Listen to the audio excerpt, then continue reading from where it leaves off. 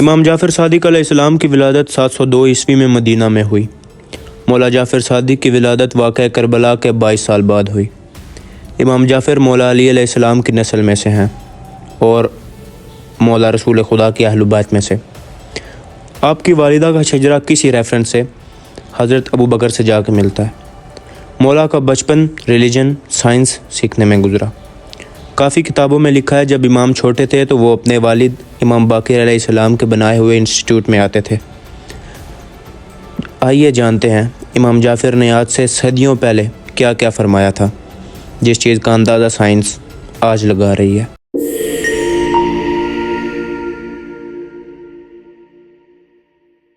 امام جعفر علیہ السلام نے فرمایا کہ کائنات میں ہر چیز موشن میں ہے۔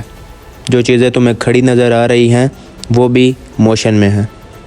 اس کائنات میں کچھ بھی ایسا نہیں ہے جو حرکت میں نہ ہو۔ بغیر حرکت کے کچھ بھی ایگزسٹ نہیں کرتا۔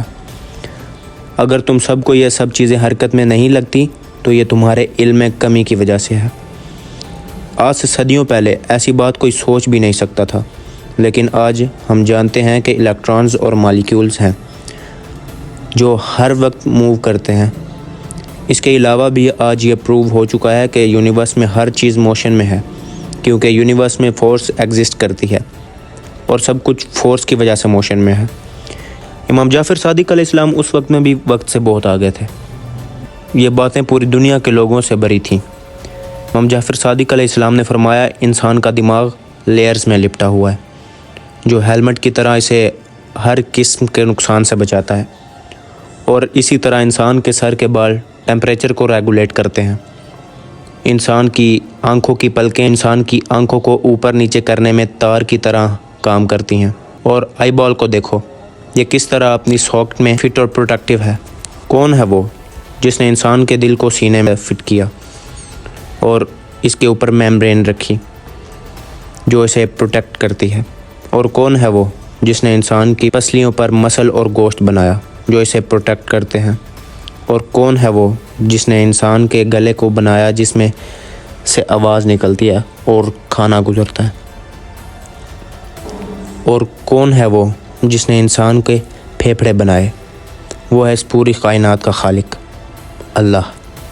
یہاں مولا جعفر نے انسان کے سارے آرگنز پوری ڈیٹیل کے ساتھ ایکسپلین کیے ہیں، اور وہ بھی بغیر کسی سی ٹی اسکین کے۔ مولا جعفر صادق علیہ السلام نے فرمایا جس طرح ہم انسان مرنے کے بعد مردوں کو دفن کرتے ہیں، اسی طرح جانور بھی مرنے کے بعد جسم کو چھپا دیتے ہیں۔ اسی وجہ سے تمہیں جانور کی ڈیڈ باڈی نظر نہیں آتی، جبکہ دنیا میں انسان سے زیادہ جانور ہیں۔ جیسے ہی جانوروں کو پتہ چلتا ہے کہ وہ مرنے والے ہیں تو وہ کسی ایسی جگہ پہ جاتے ہیں جہاں پہ وہ اپنے جسم کو چھپا سکیں۔ انسان کے اندر یہ انسٹنکٹ جانوروں سے ہی آئی ہے کہ انسان مرنے کے بعد ڈیڈ باڈی کو دفن کر دیتا ہے۔ اس طرح انسان ڈیڈ باڈی سے ہونے والی بیماریوں سے بچا رہتا ہے۔ یہ سب بس وہی انسان بتا سکتا ہے جس نے جانوروں پر بہت سالوں تک اسٹڈی کی ہو۔ یہاں سے ہی آپ اندازہ لگا لیجئے کہ امام جعفر صادق علیہ السلام کا علم کتنا وسیع تھا۔ ایک بار جابر بن حیان، جو کہ امام جعفر صادق علیہ السلام کے ہی اسٹوڈنٹ ہیں، جنہیں آج ہم فادر آف کیمسٹری بھی کہتے ہیں، انہوں نے مولا علیہ السلام سے پوچھا کہ مولا، یہ چمکتے ہوئے ستارے کیا ہیں جو ہم سے فکس ڈسٹینس پر سیٹ ہیں اور ہر وقت موشن میں ہیں؟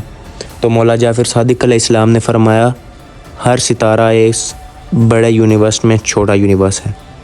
یہ ہر وقت موشن میں ہے کہ کہیں یہ ٹوٹ کے گر نہ جائیں۔ اگر ان کی موومنٹ رک جائے تو یہ یونیورس ختم ہو سکتا ہے، کیونکہ اللہ نے ہر چیز کو اپنے دار و مدار میں سیٹ رکھا ہوا ہے۔ تو اس پر جابر بن حیان نے مولا سے پوچھا کہ اسپیس میں سٹارز کی شیپ اور فارم کیا ہے؟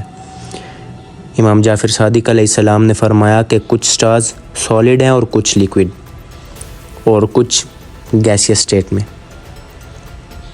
اس وقت کسی بھی انسان کے لیے ستاروں کی موومنٹ بتانا امپاسبل تھا، لیکن آخرکار امام جعفر صادق علیہ السلام مولا علی کی اولاد اور مولا رسول خدا کی اہل بیت میں سے ہیں۔ وہ زمین پر رہ کے بھی آسمانوں کا علم رکھتے ہیں۔ امام جعفر صادق علیہ السلام نے فرمایا کبھی تم نے کبھی لمبی ٹانگوں والے پرندے دیکھے ہیں؟ اور کبھی سوچا ہے کہ ان کی اتنی لمبی ٹانگیں کیوں ہوتی ہیں؟ ان کی اتنی لمبی ٹانگیں اس لیے ہوتی ہیں کہ یہ پانی میں کھڑے ہو کے اپنا شکار ڈھونڈ سکیں۔ جب پانی میں کوئی موومنٹ ہوتی ہے تو وہ اس پر نظر رکھتے ہیں۔ جب انہیں کوئی شکار نظر آتا ہے تو وہ آہستہ سے اس کی طرف بڑھتے ہیں اور اسے جھپٹ لیتے ہیں۔ اگر ان کی ٹانگیں چھوٹی ہوتی تو ان کا پیٹ پانی کو چھوتا، جس کی وجہ سے پانی میں حرکت پیدا ہوتی اور شکار کو پتہ چل جاتا تھا کہ کوئی میری طرف بڑھ رہا ہے، ایسے شکار بھاگ جاتا۔ امام جعفر نے فرمایا کہ پلانٹس کو بھی جانوروں کی طرح نیوٹرینٹس کی ضرورت ہوتی ہے، لیکن نہ تو ان کے پاس منہ ہوتا ہے جسے وہ کھا سکیں اور نہ ہی ان کے پاس ٹانگیں ہو سکتی ہیں جن سے وہ چل سکیں۔ پلانٹس کی زمین میں روٹس ہوتی ہیں۔ یہ روٹس مٹی سے نیوٹرینٹس حاصل کرتے ہیں اور پلانٹس کو دیتی ہیں۔ جس طرح ہمارے جسم میں نسیں خون سپلائی کرنے کا کام کرتی ہیں، اسی طرح یہ روٹس مٹی سے نیوٹرینٹس حاصل کر کے پلانٹس کو سپلائی کرنے کا کام کرتی ہیں۔ یہ سب امام کے ایرا کے بہت سال بعد آج سائنٹسٹس نے ڈسکور کیا، لیکن امام جعفر صادق علیہ السلام نے یہ بہت سال پہلے ہی بتا دیا تھا۔ امام نے فرمایا کہ ہاتھی کی سونڈ کے بارے میں سوچو۔ یہ ہاتھی پانی اور کھانا اٹھانے کے لیے یوز کرتے ہیں، جس طرح ہم انسان اپنے ہاتھوں کا استعمال کرتے ہیں۔ یہ اپنی سونڈ کو اس لیے استعمال کرتے ہیں کیونکہ ان کی دوسرے جانورز کی طرح لمبی گردنیں نہیں ہوتی۔ اگر ان کی لمبی گردنیں ہوتی ہوں تو ان کا سر ڈیمیج ہو سکتا ہے، کیونکہ ان کا سر بہت بھاری ہوتا ہے۔ اللہ نے اسی لیے انہیں سونڈ دی ہے جسے یہ کھانا پینے کے لیے یوز کر سکتے ہیں۔ امام نے فرمایا کہ تم نے کبھی سوچا ہے کھانا کس طرح باڈی میں ڈیفرنٹ طریقوں سے پہنچتا ہے؟ پہلے کھانا سٹمک تک پہنچتا ہے، وہاں کھانا پیوریفائی ہوتا ہے اور اس کے بعد ویسلز کے ذریعے جگر تک پہنچتا ہے۔ یہ پہلے معدے میں پیوریفائی ہوتا ہے، اس کے بعد جگر میں جاتا ہے تاکہ جگر کو کوئی بھی نقصان نہ پہنچے، کیونکہ جگر بہت ہی نازک ہوتا ہے جو کہ ہر قسم کی پرابلمز کو برداشت نہیں کر سکتا۔ ہیومن ڈائجسٹیو سسٹم کی ڈسکوریز 16 سینچری کے بعد شروع ہو چکی تھی، لیکن پھر بھی اتنی ڈیٹیلز کے ساتھ اس کو 19 سینچری میں ڈسکور کیا گیا، جسے امام علیہ السلام نے بہت صدیوں پہلے بیان کر دیا۔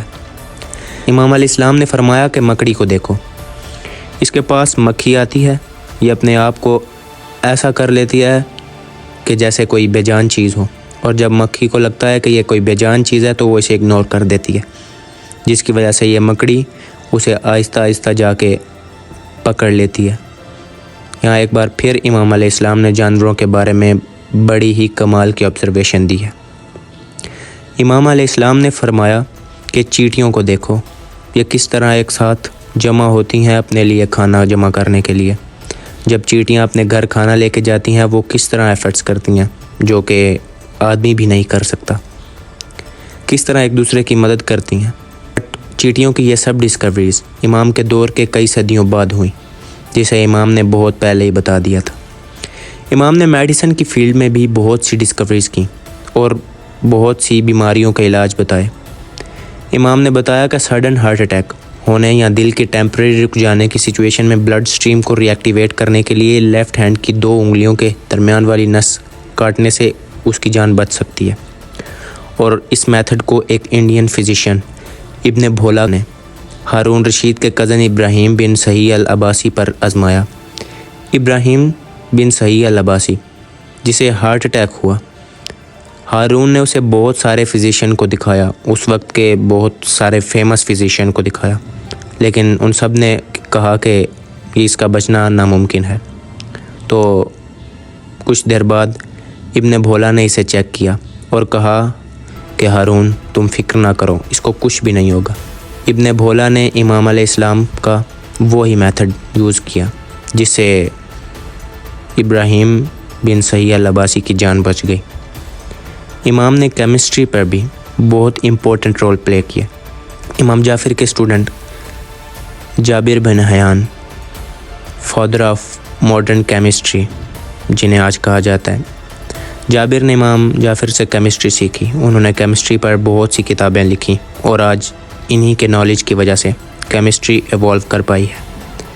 جن کے اسٹوڈنٹس اتنے انٹیلیجنٹ ہوں، سوچئے ان کے ٹیچر کا علم کتنا زیادہ ہوگا، اور وہ ہوں بھی اہل بیت میں سے۔ اگر آپ کو ویڈیو اچھی لگی ہو تو ویڈیو کو لائک اور چینل کو سبسکرائب